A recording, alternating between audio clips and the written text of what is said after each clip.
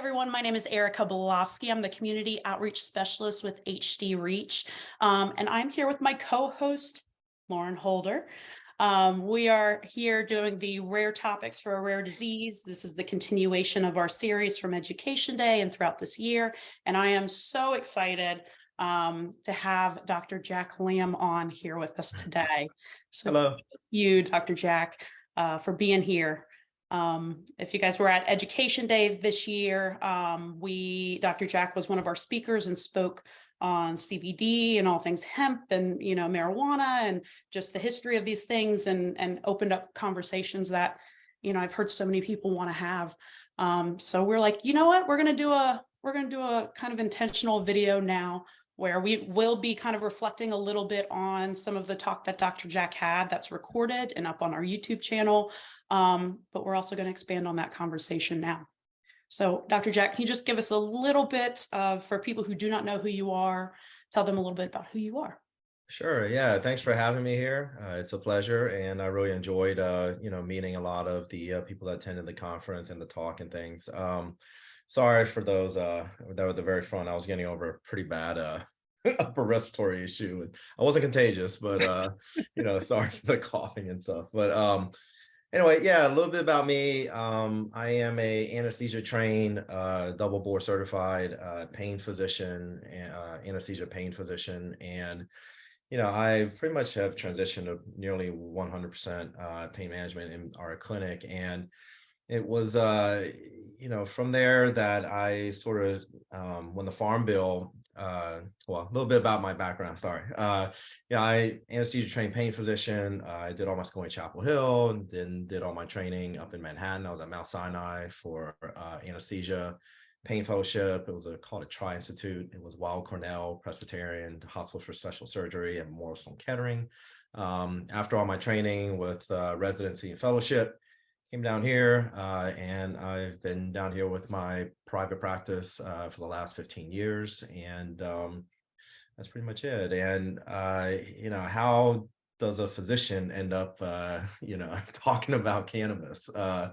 It did honestly started shortly after the Farm Bill made hemp legal on a federal level in December 2018. And in my pain clinic, my patient population, it seemed literally it was like starting in January of 2019. Seems like everyone showed up and was on CBD, and they started asking me a lot of questions, and I felt really unequipped to answer a lot of their questions. And they were taking all types of brands with all kinds of results. And so what ended up happening was that there was a week of vacation that was coming up, and I decided, oh, I'll just take a morning and just do a little research so I can speak intelligently, and answer my patients' questions. And so from there, that morning turned into to lunchtime, then the whole day led into the whole weekend. And I just could not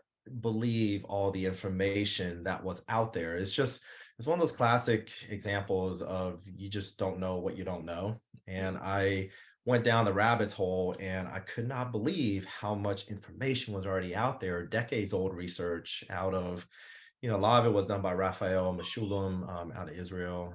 Unfortunately, he just recently passed away, but he did so much research, and we know so much about how cannabis works in our bodies, and just the different molecules and how they all work and things like that. And so we're really only beginning to scratch the surface of what this amazing plant has to offer. And my focus in North Carolina, where marijuana is still legal, my focus is still on hemp and CBD.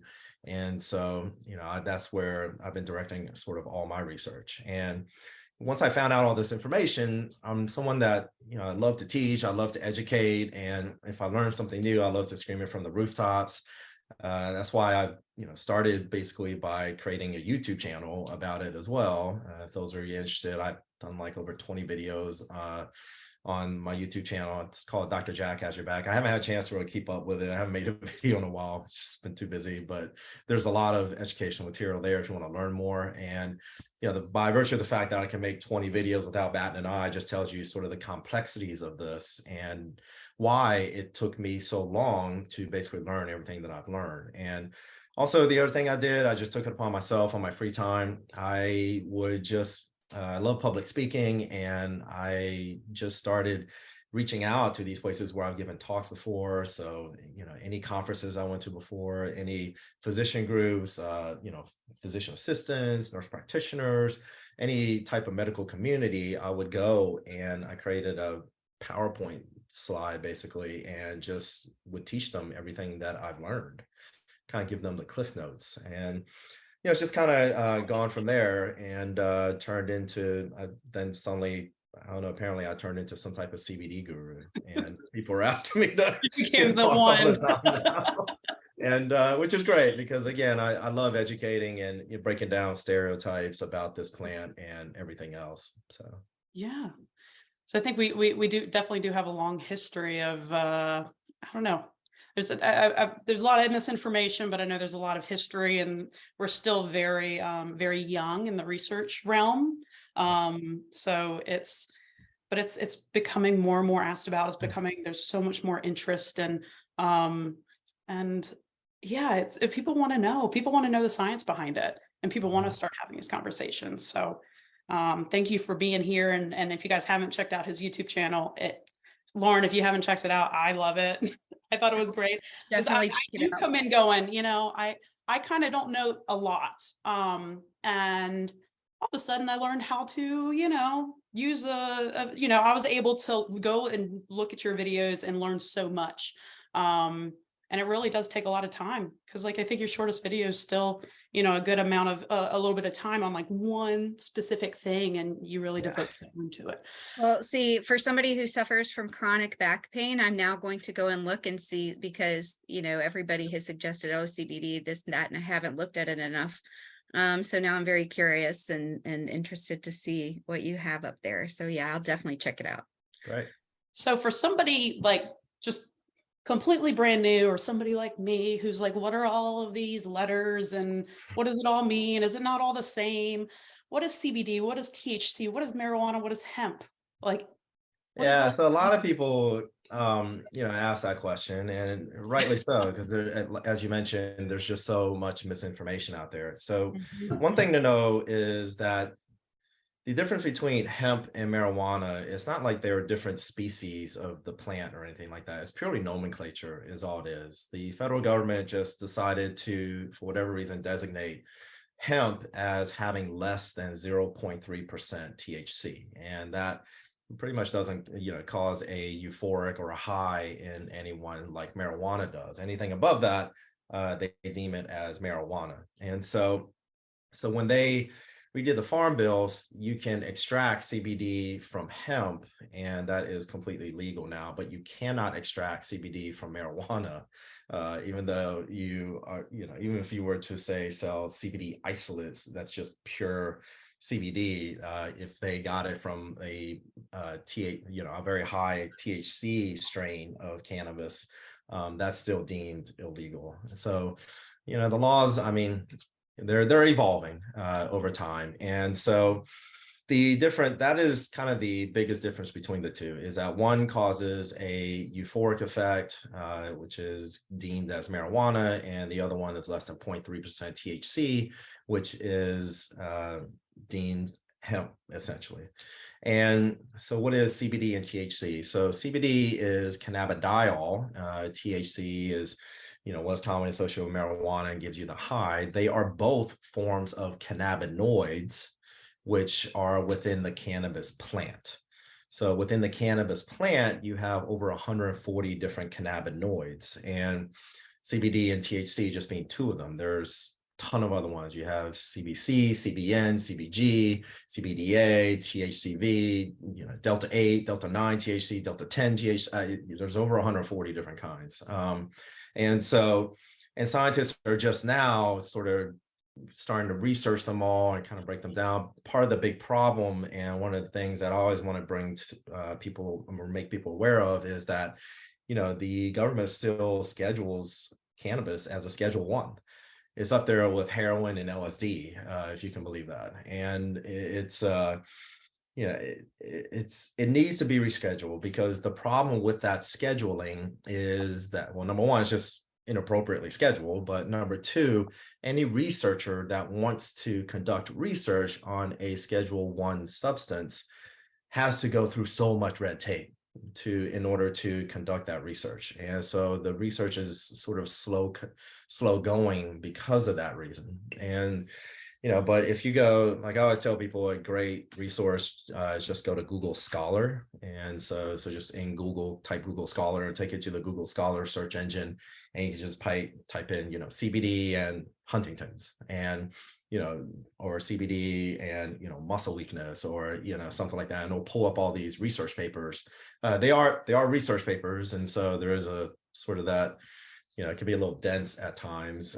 But I also feel like just in general, the internet is just kind of packed full of information these days. But I read a lot of it, but just know that some of it is sort of inaccurate. And I think a lot of people are just copy and pasting other websites, and the same mistake I see kind of propagating itself on numerous websites. But anyway, so yeah, that's the biggest difference between THC, or rather CBD hemp, and marijuana. And CBD has been the focus because it is one cannabinoid within the cannabis plant that comes in a very high concentration. And sort of it's been researched the most out of all of, well, I don't know, between that and THC, I guess, of the other cannabinoids. And so we know a lot about it and sort of how it works in the body. But, even after all that we know about CBD, we're still learning a lot more all the time, and how it interacts with your body's own cannabinoid system. That's actually what I was going to ask you. I heard from somebody that we have cannabinoid receptors in our body. Yeah, so this was a thing that blew my mind, and this is the anesthesiologist in me, in that, right. So as an anesthesiologist, pharmacology, physiology are kind of like our thing, and and how the two interact. Like, things have to make sense to me on a physiologic level, a scientific level, for me to really buy into it. And that was the thing that blew my mind when I started learning, when I first read the word endocannabinoids. Anything that says endo means your body's. And so if you translate it, that's your body's cannabinoid system. I was like, what does this mean? Your body's own cannabinoid system. And so, I started doing the research. Your body actually makes its own cannabis molecules. And the two most talked about are anandamide and 2-AG. And those two molecules actually, attach to the most common receptors that I talk about are CB1 and CB2 receptors. CB1 is more sort of concentrated within the central nervous system, like your brain and spinal cord. That's actually the receptor that THC mainly binds to.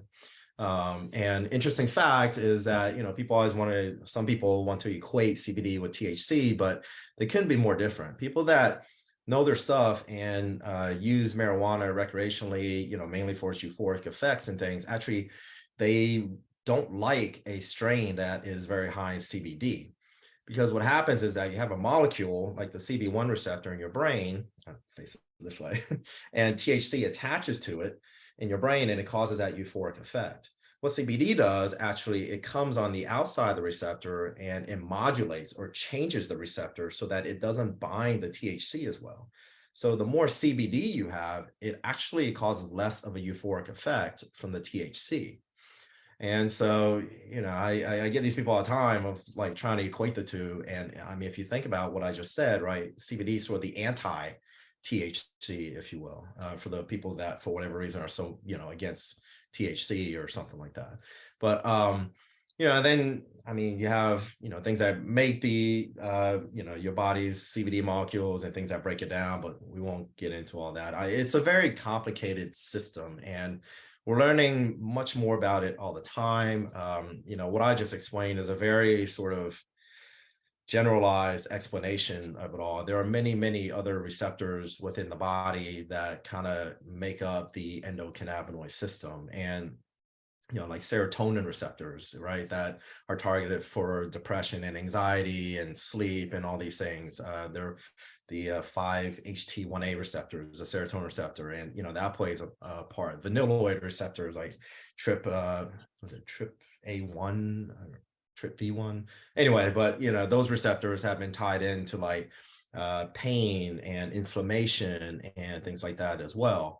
And so all of this matters. And there was this study that was done looking specifically at migrainers, people that get migraines, and people with fibromyalgia. And even with fibromyalgia, I deal with that a lot in the pain clinic. We still don't know exactly what causes it. Well, someone did a study and they drew the cerebral spinal fluid out of those individuals. So that's the fluid that bathes your brain. And they found that their cannabis molecules of 2-AG and anandamide were actually lower than what it should be. And so, it's just one study out of so many that I've come across that points towards the importance of your body's own cannabis system. And so what does it do, right? Your body's own cannabis system is there to provide homeostasis. And what does that mean? That means that it provides balance. So, and it interacts with all the systems in your body. Actually, as a system, the endocannabinoid system has more receptors in your body than any other system in your body, more than your pulmonary system, your cardiac system, your central nervous system, your renal system, anything else, because it ties in all the different systems. And yet what's fascinating is that only 17% of medical schools even mention the word endocannabinoid system in their teachings, and which is another thing that I'm, trying to change. But because if you don't teach tomorrow's scientists, how are they going to know, right, to conduct research and sort of have these intelligible kind of questions, or where to even begin to conduct the, their own research, whether it's online or in a lab or something like that. But anyway, so the homeostasis is important. So I just give one example. So take, let's say, your immune system, right? If your immune system is too weak, you're going to get sick a lot. But if it's on overdrive, you can develop autoimmune disorders, right? And so same thing with inflammation. Acute inflammation is actually good as your body's way of trying to repair things. But if it's chronic, that's bad. It starts to damage your body. And so, and what the endocannabinoid system basically either tones up, meaning it, increases what it needs to do, or decreases something that's kind of overfiring within your body in those types of scenarios. And so it's pretty amazing. The entire system is very intricate, it's complex, and we're learning more about it all the time. And my own patient population, as long as they're on a high quality and safe CBD product, it's been pretty amazing. It's not going to work 100% for everybody. Everyone's cannabinoid system is different. Everyone's dosing is different. But it is amazingly safe. The side effects are pretty much non-existent.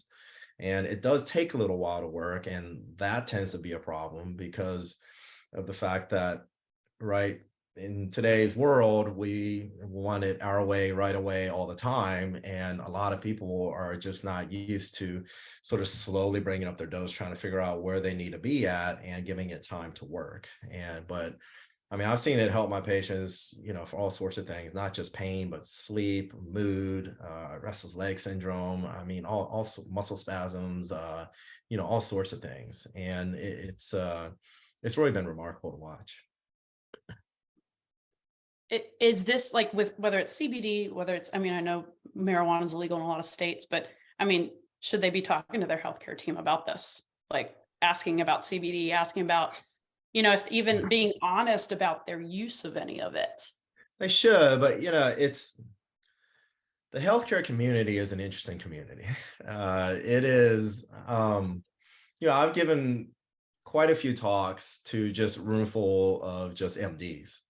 And it's always amazing to me, I'll designate a whole talk, hemp versus marijuana, and I'll give like a 45-minute lecture on it. And inevitably at the end, there's always going to be some doc that's going to raise their hand and be like, so what you're wanting me to do is get all my patients high, right? And I'm just like, were you asleep the whole time? I just spent 45 minutes telling you the differences, sharing studies and all this stuff. And, it's just, the stereotypes are just unbelievably strong. And you know, I've had, you know, I still remember this one elderly couple. Her husband came in, I think I forgot what kind of pain issue he was having, but I suggested he take CBD, and she got so mad at me. She was like, you're a medical doctor and you're suggesting marijuana? I'm like, no, no, no, there's a difference. I tried. She's like, "Ah, whatever, you know." And like I gave her a pamphlet that I normally, you know, I've typed up myself to educate people, and told her to go, you know, do her own research on it. And that she has, you know, preconceived stereotypes that are just simply false. And we can even get into all that history if you want, but it's interesting history as to the history of cannabis within the United States and how it became illegal. But you know, next thing I know, she's back next time, and she's taking CBD too. And she's telling me how it helps her sleep. So, you know, So so is props to there her a, for doing the research and not just blowing it Sure. off. For yeah, sure. for sure. Is there a downside to taking it? Like, are there any negative side effects? Yeah, so if you go online and, you know, Google CBD and, you know, side effects or dangers or something like that, a couple of big things that a lot of people bring up. One of them is that it's somehow is going to affect your liver in a bad way. And I mean, that's just that stems from a study that was done on mice, and they gave the mice, it was something like, I want to say 675 milligrams per kilogram of CBD. So, you know, do the math of an average 70-kilogram person, you know, 2.2 pounds per kilogram.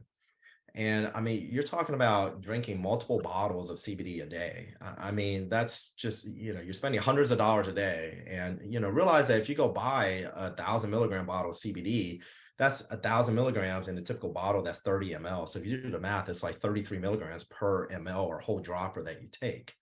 And so, you know, I mean, it's just an obscene amount. And the researchers wanted to justify it by something called allosteric measuring, basically, where they kind of guesstimate, you know, oh, well, this is a mouse, you know, mouse, and their metabolism, you know, and trying to account for the differences physiologically between them and humans. But I mean, if you just do a simple Google on allosteric measuring, I mean, it's just, you know, everyone's just like, oh, it's completely unreliable. You know, you can't use that as a measuring system. And so that's where the liver damage part of it came from. I mean, it's completely ridiculous. And I mean, you know, the typical dose range, if you want to call that, is anywhere from 20 to 120 milligrams a day that, you know, the vast majority of people are taking it. And then the other thing is cytochrome P450 enzyme. And that's the thing where, you know, some of you that, you know, might have been told if you're on warfarin, which is a blood thinner, not to eat like grapefruit or something like that. And it's because it messes with this enzyme that breaks down drugs and things like that. And so, you know, that is also something that I have looked into, and it typically is something that I've noticed that only in the research that it only happens at higher dosages as well. You know, I have not, it's gotten to the point that I basically suggest CBD to all my patients, and you know, I don't even look at really at their med list anymore. You know, if they're on chemo and things like that, I do tell them, oh, you know, just talk to your, you know, oncologist about it. But I mean, they always typically come back with the same answer. You know, the fact of the matter is that the amount of time and effort it took me to get to where I am to learn everything that I have learned about it was just mainly just sort of a passion driven project. I mean, your average doctor out there, you know, between having to go to, you know, keep up with their CMEs or continuing education credits and, you know, keep their practice running, especially during COVID and the current, you know, healthcare environment. I mean, just, you know, the average doctor just doesn't have time. And I mean, it's just, you know, people, to answer your question earlier about, oh, you know, do you talk to a healthcare provider? You know, me not being anyone's physician that's going to be watching this most likely. Yeah. I mean, my default answer is yes, talk to your healthcare provider, but there's probably a 95% chance, if not higher, that your healthcare provider is not going to be able to answer your questions about it. And I mean, I've had patients refer to me just purely to come in, make a consultation, just talk about CBD. And I mean, it's just, you know, I think within hundreds of miles here, I might be the only doctor that knows as much about, you know, CBD and cannabis as, compared to most people. So.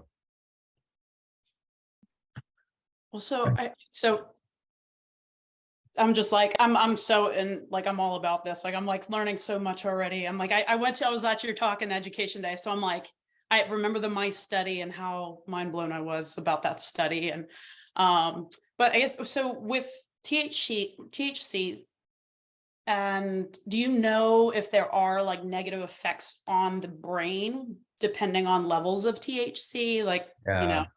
if, is there any type of research that shows any type of side effects from that, depending on the leveling? Yeah, no, I mean, right. The majority of people, or I won't say the majority, but I mean, we've all met people or had friends, have friends that, like to use more than their fair share of marijuana on a regular basis, right? And I mean, I think you can see sort of there, I mean, there have been studies that show that, motivation and, things like that can seem to be affected. And I mean, the dangers to me, like you guys, I don't know how old you guys are, but back in like during the Cheech and Chong movies and stuff like that. I mean, the THC levels that they back then were probably like, I don't know, 10, 15% or something like that.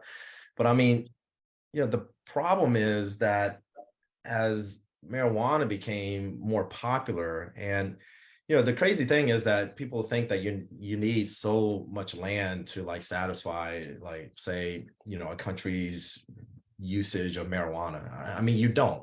It's called weed for an example. Whether it's cannabis is you can go through 4 crops in a year, as opposed to the vast majority of plants, right? And so I forgot, you really don't need that much land, nor that much finances, basically, to satisfy the entire United States marijuana usage. And so, I mean, just looking at it from a business perspective, right? So if the, entry to it financially isn't too high, and, you can create a lot of in a short period of time, then how do you differentiate your product, right, from anyone else? How do I get someone else to purchase my, cannabis versus someone else's? And so people just started concentrating higher and higher amounts of THC. And I mean, to the point now that it's, double, triple the amount of THC than it was, a few decades ago. And that's just abnormal. And so, like anything else, you suddenly introduce that high amounts. I mean, that's why we're starting to see people more and more so show up in emergency rooms and things like that. And they're just having uncontrolled vomiting is one of the side effects of this. And if you have a family history or you're prone to have schizophrenia, it's been shown to sort of unmask that sooner as well. And so, there are some downsides to it, especially if you're going to be using it habitually and in very high THC concentrations as well. And so, yeah, there are some downsides. But that's mainly with THC. Now, in quote unquote marijuana, if you will. But if you look at hemp and CBD has not been shown to have any of those effects. It does not cause a euphoric effect. It does not cause a high. Again, I talked about how it counteracts the effects of THC. CBD can be taken in very high dosages, and it has proven safe. I mean, to the point that there are even pharmaceutical products on the market like Epidiolex, which is used to treat Dravet's disease, which is a form of a rare seizure disorder. And that is, that's a very high concentration, actually, dosage per day of taking Epidiolex. But that Epidiolex is what I would consider a CBD isolate, meaning, so some of you that go out and purchase CBD, you may see on the shelf, full spectrum, broad spectrum, and isolate. And what isolate means is basically like 99% CBD and pretty much nothing else. But then if you take full spectrum, just think of it as it fully having everything that the hemp plant has, which means it has that little bit of legal THC of less than 0.3% THC. And that's important. I'll tell you why in a second. But then the other phytonutrients or plant nutrients within it too. And those are things like flavonoids, which is what gives fruits and vegetables its colors. And within the cannabis plant, they found, things like canflavin A and B, which are 2 flavonoids that are specific to the cannabis plant. And those two products actually per gram has been shown to have better anti-inflammatory effects in the human body than compared to, say, aspirin. And then you also have terpenes, which is what essential oils are based off of. And with terpenes, right, aromatherapy basically. And, in doing all this research, I was surprised by the research behind essential oils as well. I mean, prior to, cannabis took me to essential oils to learn about terpenes and read all the research. I used to poo-poo just kind of and once someone started talking about essential oils, I'm like, oh, okay, whatever. And Get your lavender away from me. yeah, but then, but I mean, there are actually hospitals that have aromatherapists that go through, like say the ICUs, and it's been statistically shown that people get discharged out of the ICU faster. And there's just actually some really good research behind all that too. But there are terpenes that exist within the cannabis plant too. So, then there's vitamins and minerals, a little bit of vitamins like A, C, E, and K, but very small amounts. And then so, I mean, the three big components I talk about, the cannabinoids like CBD and things like that, and then the terpenes, the essential oils, and then flavonoids, which is what gives fruits and vegetables colors, and like the canflavin A and B that I talked about.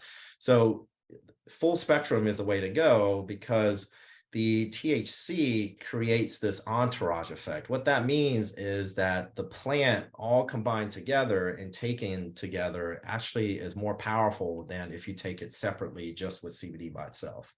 I've noticed that patients of mine that take a broad spectrum. So full spectrum has all that. Broad spectrum means it has the terpenes and some terpenes and flavonoids, but there's absolutely no THC. And it just doesn't seem to work as well. And so that's the difference between those. Sorry, I go off on these tangents, so you guys can. No, I'm like, that leads up perfectly with I'm seriously, I'm typing notes right here. Okay. I'm very interested in this, and like you said, it works all together. It makes a lot more sense. Yeah. To take all of those, especially if there's anti-inflammatory processes in it. That's a big deal. It's a huge deal. Yeah. I mean, it's been shown that, all these plant nutrients and the interaction of like the THC and the CBD and the terpenes and the flavonoids, like they actually help to cross like the blood-brain barrier. They help to amplify and create these synergistic effects at the receptor molecule level and all these things. And so, that's why you're seeing that someone that takes a pure CBD product actually has to take higher dosages and still might not get the same effect as if they took, like, say, a full spectrum product.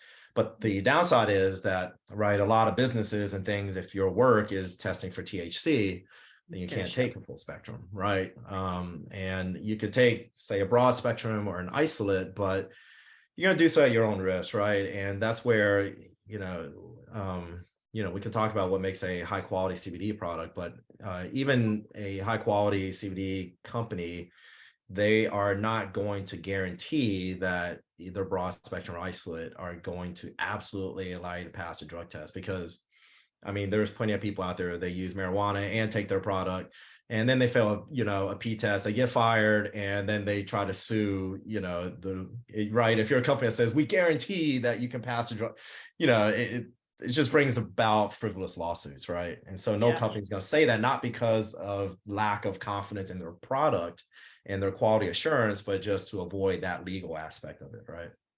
I think all of our bodies are so very different too. So I'm assuming, processing extremely differently, and that's sort of the problem, right? Is that when, especially Western medicine trained physicians like myself, we are used to, you have a disease, here's what you take, and here's the dosage.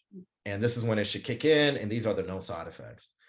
Well, all that goes out the window when you're trying to take cannabinoids for health and wellness reasons. And so, what you are taking it for, the duration of how long you've had this issue that you're taking it for, the severity of it, all these, and your body's own cannabis system and how beat up it is. From years of, I don't know, aging or eating processed foods and smoking and poor lifestyle, and all these things that kind of beat up your endocannabinoid system over time. Everyone is different. And so, you kind of pick a starting point, and then you kind of titrate from there to see how it goes, and titrate to effect, basically. Now, what is the best way of taking it?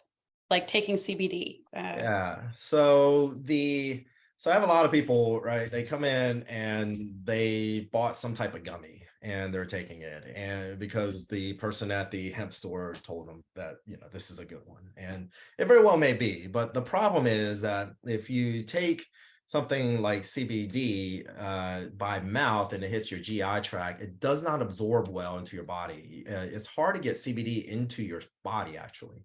And so it what ends up happening is only 3 to 7% of the CBD actually gets ever absorbed through the GI tract. Only 3 to And 7. so 3 to 7%. And so then there's the other common route, right, which is vaping or smoking it. But if you go to the American, Lung Association, there's a there's a reason why you never see any type of animal standing over something that's burning or and just inhaling. I mean, it's just kind of common sense in mammals. Humans are the only mammals that will do something, will light something on fire and just inhale it willingly into our body constantly. And the reason is because it causes lung damage. Yep. And so, anytime you burn something and inhale it, it's going to cause an inflammatory response in your lungs, and that inflammation ultimately leads to damage of the lining of the lungs. And so I never, but the benefit of inhaling is that it works very quickly, but also disappears faster. I suggest using it sublingually under the tongue. I tell my patients to put it under the tongue, hold it there for 60 seconds, about an hour before bed.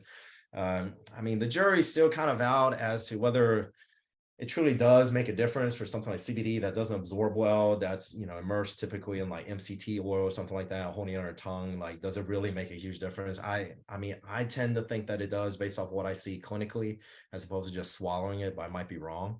The company that I talked about on that day, Green Compass, full disclosure, I am a consultant for their chief medical officer, and for a reason. I mean, because they make a really, really high quality product and is fully lab tested, and they go through the trouble of making it USDA organic certified. And that's a big deal because just real quickly, the cannabis plant, it's an amazing phytoremediator. That means that pulls everything out of the ground amazingly well. And so a lot of people don't know, but during Chernobyl, they actually planted a bunch of cannabis everywhere, even pulls radiation out of the ground. It's used to cleanse soil, all these other things. So if you have someone that say is growing cannabis, but is downstream from say a hog farm or chicken farm or something, I mean, God knows what is being absorbed into there. And so great, you get third party lab tested, but you also got to know, I mean, the government has shut down labs before that were doctoring their testing for CBD companies. CBD was trending for a while, a long time there, and everyone, their mother was making it. So there was all these sort of nefarious players in the space just trying to earn a buck or two. I think it's been, the quality has become a lot better recently, but to me, getting a USDA organic certified one is important, and just kind of researching the company and, seeing what they're about, what their priorities are. Ideally, they are a seed to shelf company, meaning that, they grow it from all the way from a plant till it hits the shelf within the store, so that they can have all the quality assurances and verticalities there. And I mean, that's just one way to make sure that you're getting sort of a high quality type of product. And again, if you're going to try a first one, full spectrum, if it's doable and allowed at work. But what was I talking about earlier before I went off on that tangent? We're talking about there's something else I was going to say. You were asking, what did you ask me? It was, I can't remember. But anyway. I know we were talking about the difference between liquid and eating Oh, it. yeah. So anyway, those are some of the ways to take it. And then they also, a lot of places also have like creams and roll-ons and things. I found that works well for like muscle pain and muscle discomfort and joints where there's very little fat in subcutaneous tissue. So things like the fingers, the feet, ankles, wrists, elbows, knees, places like that, it can help. But I mean, people that try to rub it on their back, when they have like, say, spinal stenosis or something like that, I mean, that's a waste of your money, in my opinion.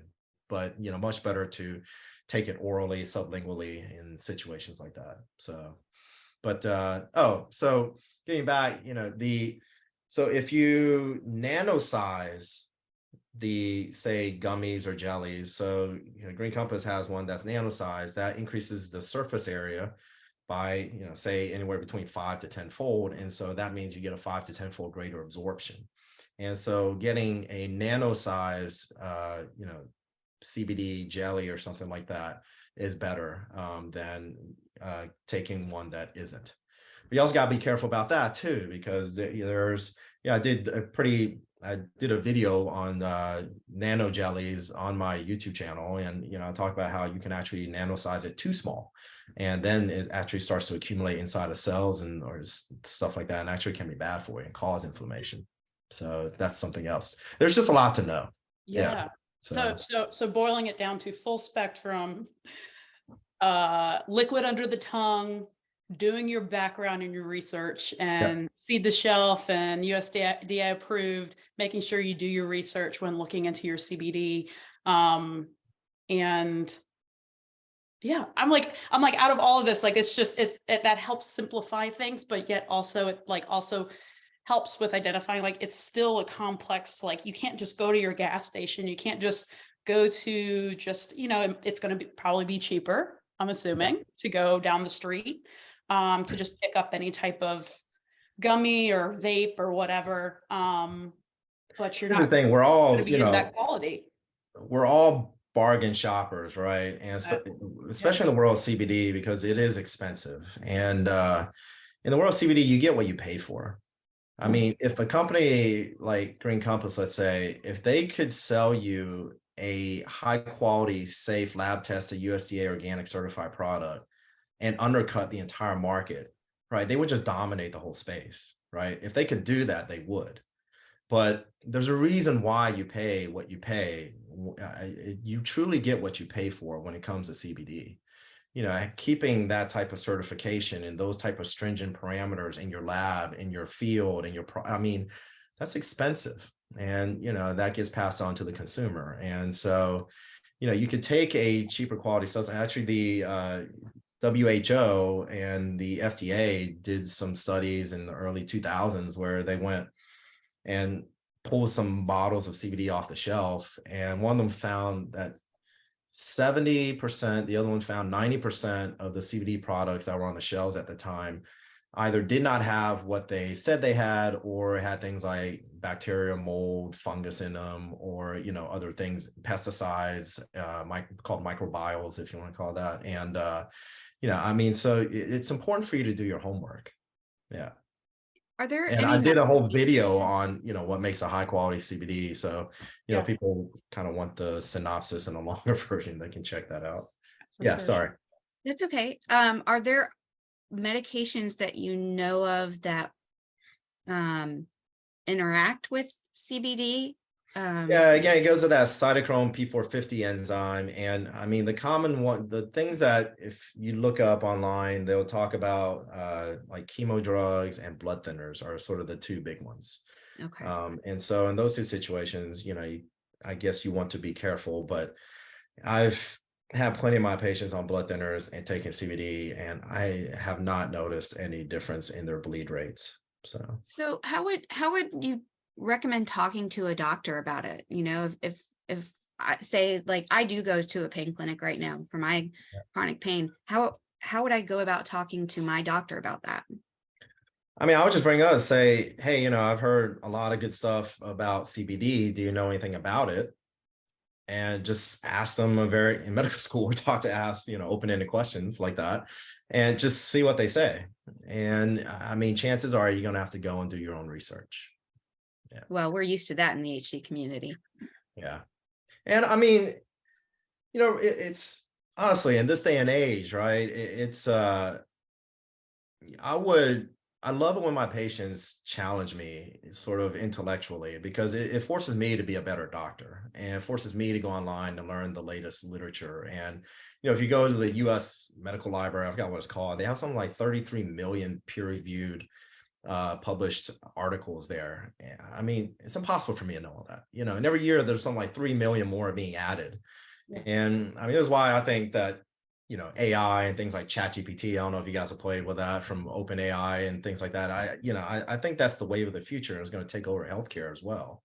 And I mean, it's just, we live in an age of exponentials in knowledge, and there's no reason for someone to not be able to become an expert with something unless you're financially in a situation, socioeconomically, that you don't have internet and a computer at home.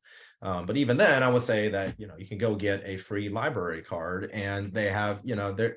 I mean, where there's a will, there's going to be some way to be able to do it. And I think that everyone should always conduct their own research, and don't just take don't even take what I'm saying at face value. I mean, it's I'd like to think I know what I'm talking about, given all the hundreds of hours. Look at all those books behind you. Yeah, that I have. I mean, I tend to go a little crazy researching stuff when I get really passionate about it, and because I want to learn everything I possibly can about it, so I don't misinform and misspeak. And that it was I mean, especially if you're going to go on social media, it's I mean, I remember when I put out my first YouTube video, I was just like, oh man, there's a lot of pressure. I mean, I researched it and rewrote the script numerous times because, right, once you put it out there, I mean, everyone's going to be this hindsight critique person, right? And everyone is going to be able to Google stuff, and the minute you put it out, it could be outdated. Some new research can come out, and so I mean, it's a lot to sort of keep up with. And so I mean, I would hope that anyone putting information out there always does their due diligence, but as we see in the world, that's just not the way it works. Yeah. So let me ask you one more question. I have one more, and I promise I'll stop because I know we're getting close to the end here. Yeah. So for those of us with HD, that have, if there are cognitive symptoms, is there a benefit to CBD cognitively or not? Would be my top question. Obviously, I know that it helps with sleep, it helps with mood and things like that, but cognitively, should there be a concern or not? Yeah. So are you talking about side effects or just kind of benefits? In general, because of Okay. People with HD, they have executive function issues, things like that. So is it something that, with THC, obviously you want to avoid that because it seems to distort stuff. So with CBD, is that the same thing? Like, do you have to worry about your cognitive function being affected? Yeah, no, right. I don't think so anyway. I mean, I'm not gonna, again, none of this is medical advice. Anyone watching this, I'm not your medical doctor. Talk to your doctor. But when you guys had me give that conference, I actually have fun, a lot of fun learning about the entire. I mean, also I know what huntingtons is, but I never really took a deep dive, much less with it comparing to CBD. And again, for me, it boils down to understanding what is the root cause of any disease process, right? So with huntingtons, you have the HTT gene that has a mutation, and that leads to huntingtin proteins, right?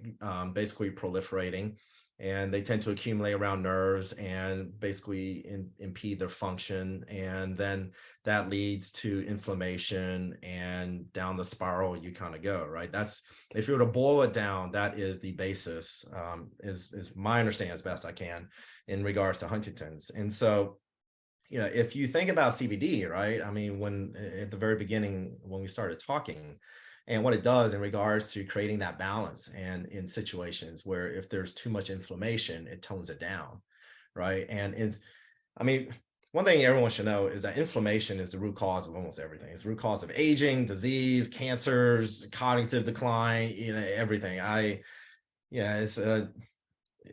done so much research on inflammation. And so, so that's a big reason why I think that CBD is great, because as opposed to taking something, over the counter like ibuprofen or something, Aleve or something like that.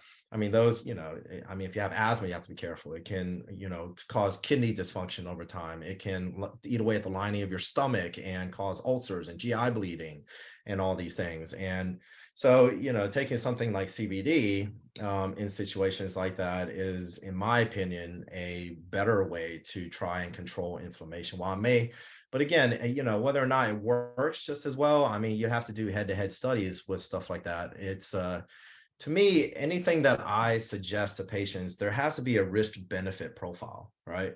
And so in the history of cannabis, even if you take the most extreme form of, of cannabis, say, I won't say extreme form, but even if you take marijuana, there's never been a documented death from anyone taking cannabis by itself.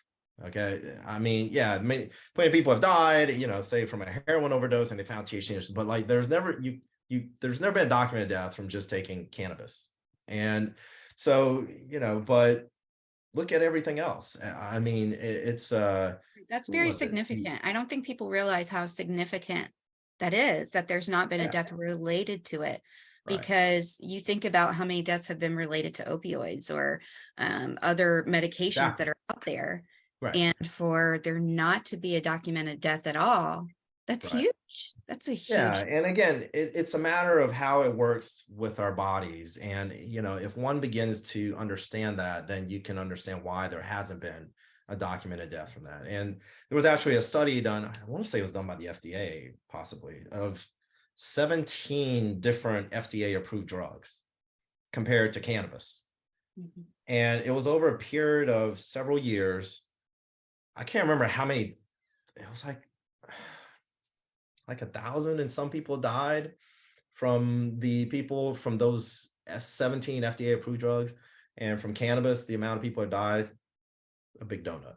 That's amazing. Yeah. And so, I mean, that's why I don't laugh, but like inside I kind of give myself a little chuckle when people, they're so against cannabis, to even try it in a safe, cannabinoid form like CBD. And then, I just say, do you take any medicines? Do you take Tylenol? You're taking ibuprofen? Have you ever looked up how many people died from that a year?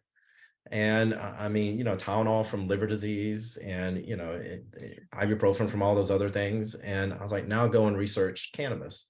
Now I will say, and I did a video. It's the one video of mine has kind of gone viral. Is the I was gonna ask was you about Delta that. 8 Delta 8. THC one. Know that's totally different. I mean, that Delta 8's a naturally occurring cannabinoid in the cannabis plant, but it's in very, very small quantities. People are using all these exotic ways and these reagents to make it, and the byproducts is what's dangerous. And in that video I talked about 4-year-old that got a hold of their mom's apparently Delta 8, and the kid had a seizure and passed away. It was terrible. And apparently no history of seizures and things like that. And I mean, that was a situation where I think that it wasn't the Delta 8 THC that created that outcome. I think it was the unknown byproducts from the reagents, and God knows what they use to create, because the Delta 8 to be sold in that amount is being made from CBD.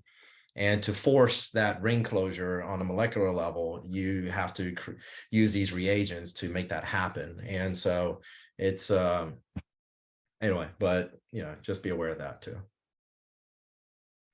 No, that's good. It's good to know. I mean, I've had people suggest Delta 8 to me as well. So to Not hear take Delta 8. Yeah. I'm about that. Yeah, stay away from Delta 8. It is, the problem is that a lot of people are using Delta 8 in states where Delta 9 THC, and that's like the typical THC that people associate with marijuana and things like that, is illegal. So where Delta 9 is illegal is where Delta 8 flourishes, because, right, think about what I just said. So it is legal to make CBD from hemp. And then they take that CBD, cause a chain reaction through these unknown reagents, the various reagents that they could use, and they're making Delta 8. So it's technically a loophole. And in my opinion, it's a loophole that needs to be closed, or just maybe it doesn't need to be closed, but it definitely needs greater oversight. And because and that's the problem, is that there's no oversight in this industry at this time. Mhm. And so, people can say whatever they want, and almost anything they want. You can't make like wild claims about it. And I mean, it's crazy. You can, the FDA gets so upset if you make a bottle of CBD and put on a shelf and say this will, treat, let's say, insomnia or anxiety or depression. They get so upset about that, and they might shut you down, but they are okay, and not knowing whether or not you did lab tested, or how what what parameters you went about creating a safe and valuable product, just as long as you don't make wild claims. I don't know. I mean, I just think a lot more should be done in the space in regards to sort of cleaning it up, if you will, so that the consumer can find a safer, cleaner product with higher efficacy. Yeah. And so, because so many people come to me and they say, oh yeah, I've tried CBD. And then, I walk them through and point them towards a higher quality, safer CBD product, and it works. And whereas it didn't before. Now, is there any type of website, or is there any type of, I guess, where you might get like, up-to-date information on, Delta? I mean, I think your YouTube channel's phenomenal and everybody needs to go to your YouTube channel to see that. But is there anything that you personally would recommend? If people do want to stay up to date in the CBD world, or just things like Yeah, this. there's some great ones. The ones that I frequent are websites like cbdorigins.com. Another one is called Leafly, leafly.com. Those are great ones. They're great books. I'd have to find them in my stack of shelves, but book of shelves. But some great books out there. Again, Google Scholar is a great resource. If anyone is watching this still, it's like, oh, the stereotypes of cannabis. You can go watch Sanjay Gupta from CNN. He did a 4-part series over a span of several years. I think it's just called Weed, and it's on YouTube, so you can watch it for free. And I mean, watch that. If you don't walk away, he basically goes to and interviews, people, patients, and researchers and things. I mean, if you don't walk away watching that 4-part series and change your mind about your viewpoints and stereotypes on cannabis, then I don't know what will change it. Then you're too rigid. Think about your mindset. So. That was one of my favorite things from your chat at Education Day. I even wrote on my piece of paper, I'm like, stereotypes are powerful. And I'm like, I just love that, because as an HD community, there's a lot of stereotypes. There's a lot of history of taboo topics. There's a history of things that just have not been talked about. So I would, compare some of it similarly to just CBD, and where there's this history and this stereotype. And it just, we all need to be doing our own research. We all need to be talking about it, opening conversations and inquiring and being louder, I guess, being louder, do your research, talk to professionals who are really immersing themselves now. And let's try to change that, I guess. Let's change that. Yeah, I mean, stereotypes are right. It's once you have a stereotype in your head, as with it, pretty much anything in life, right? I mean, you tend to see what you want to see, and you tend to just gather confirmation bias, and you tend to be very quick to dismiss information that goes against your thought processes, and very quick to accept things that actually go in line with it. It's human nature. Many studies have been conducted on, how humans basically, have this mindset, and you got to fight against it. I mean, you got to look at everything in life with an open mind, and see the world as if through the eyes of a child, and everything should be experienced anew, and, to be researched and learned. And, everyone, even if they have a different opinion, that doesn't mean you can't learn something from them. Yeah. So, yeah. Period of deconstructing. Yeah. I mean, it's yeah. Well, Dr. Lamb, thank you so much for sharing all this information. It's been very helpful. Yeah, you're most welcome. Thanks for having me on. I appreciate it. Wonderful, Dr. Lamb. We thoroughly appreciate it, and just thank you so much. So you guys, please, your YouTube channel again, Dr. Lamb? Dr. Jack has your back. Dr. Jack has your Sort of back. corny I'm name. sure he does. So go to his YouTube channel, check out his videos. They are excellent. This is going to be up on our YouTube channel, along with his talk at Education Day this year. And we're grateful to have you and your knowledge. So thank you so much, Dr. Jack. All right. Thank you. You guys have a great day. Take care.